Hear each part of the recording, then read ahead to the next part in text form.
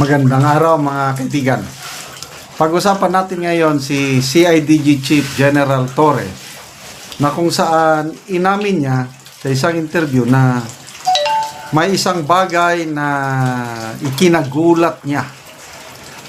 In fairness kay General Torre, meron siyang tapang. Tingnan nyo, pag KOGC raid, siya talagang man on the ground. Itong pag-aresto kay PRRD, talagang mayroong decisiveness. Kung may mission na ipatupad sa kanya, kaya niyang gawin. So, ito, mayroong isang bagay na pagulantang sa kanya. Bakit siya magulantang? Bakit siya nagulak? Shock. Inamin niya, I was shocked. Na-surprise. Hindi niya inaasahan na mangyari ito sa kanya. So ito, ano yung nakagulantang kay General Torre sa Philippine Star ngayon? Balita. Torre surprise overcharge. Yung kinasuhan siya ng isang businesswoman sa piskalya, hindi niya inasahan yun. Kaya ito, Torre surprise overcharge. Bakit? Ito, politics in PNP. Biktima daw siya ng politika. Alam nyo, may tinatawag yan na sa amin sa AP, militics. Military politics.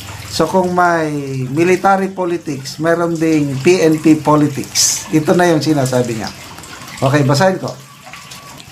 With General Romel Marbel retiring as Chief of the Philippine National Police in June next month, Criminal Investigation and Detection Group Director Major General Nicolas Torre III is not discounting the possibility that the illegal detention case leveled against him and 9 other CIDG officers might be related to politics within the PNP.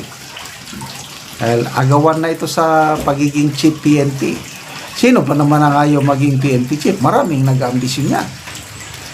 Okay, ito ang sabi niyo. I was shocked. Nagulantang. Because the incident came out in the open just now.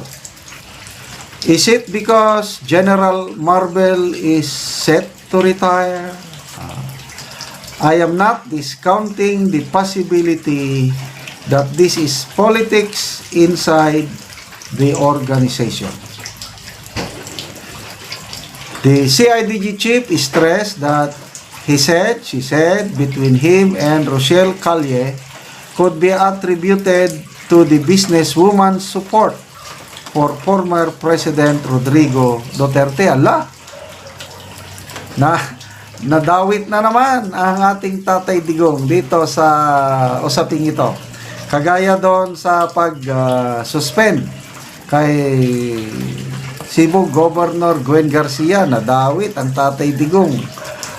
Baka may paka na daw si Tatay Digong kasi ang nag-appoint kay Ombudsman Martires is si Tatay Digong.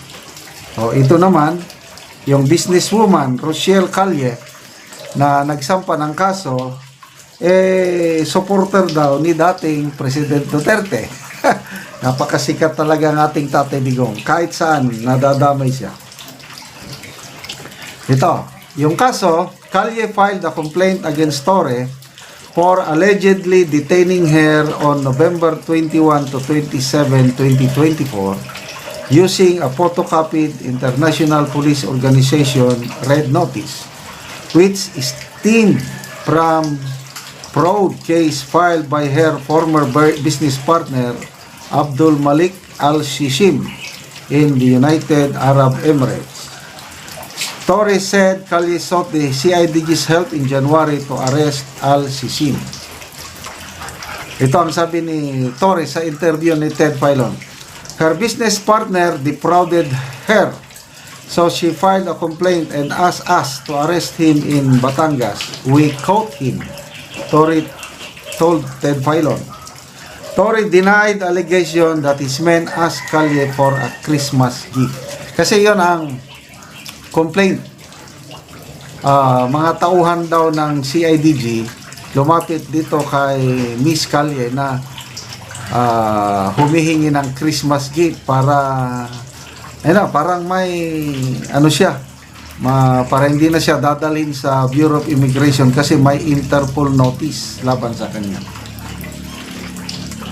Tory also said that he and his team were not able to attend the preliminary investigation hearings on April 21 and 28 at the Makati Prosecutor's Office because they did not receive a notice.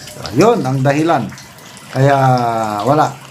Hindi sila nakaten. Anyway, sino ang next PNP chief? Kung ako, ito pala, 2 days ago, may kausap ko na active na police colonel. Pinulungan ko, si General Tory na ba ang mag-PNP chief? Sabi niya, walang sigurado, sir. Alam mo naman sa atin, kahit isang araw bago turnover, masisingitan ka pa rin. I agree. Kasi nakaranas ako niyan eh. Meron akong division commander sa 4th Infantry Division. Siya na ang magiging South Command, Southern Command commander dito sa buong Mindanao mga command, Southern Command. Yung Southern Command ngayon na divide na ng Eastern Command at Western Command. Okay. So siya na. Nandun na, buong pamilya. Nandun na sa Camp Calerian na Camp Navarro, Zamboanga City. Kinabukasan, turnover na. Pagka kinabukasan, may sumingit, may order na lumabas. Iba ang naging Southern Command Commander. So yun po, yung sinasabi na politics within the AFP and PNP. So, kung hindi siya masingitan, kung akong tatanungin nyo, siya na ang magiging next PNP chief. Although, maraming nag-ambisyon. Maraming mas senior pa sa kanya na nag-ambisyon din. Kanya-kanyang kanya-kanyang galawan. Kailangan mo nang mag-push sa'yo. Kung walang mag-push sa'yo, kahit ikaw ang pinaka-senior, hindi ka magiging PNP chief. So, good luck kay General Torre dito sa kasong ito at yung posibilidad na magiging PNP chief siya. Okay, salamat mga kaibigan sa inyong pagsubaybay sa ating channel. Nakakatulong kayo ng malaki sa Tribong Talandig. Ang sweldo sa channel na ito itinutulong natin sa tribo dahil namimigay tayo ngayon ng mga libreng yero at pako para ma-repair ang sira-sirang bahay ng Tribong Talandig.